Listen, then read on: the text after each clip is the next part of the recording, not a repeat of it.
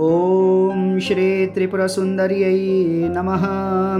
सौंदर्यलहरी श्लोक 75-76. तवस्तन्यं मन्ये धरणिधरकन्ये हृदयतः पयः पारावारः परिवहति सारस्वतमिव. दयावत्या दत्तं द्रविडशिशुरास्वाद्य तव यत् कवीनां प्रौढानाम् अजनिकमनीयः कवयिता. हरक्रोधज्वालावलिभिरवलिढेन वपुषा गभीरे तेनाभिसरसि कृतसङ्गो मनसिजः.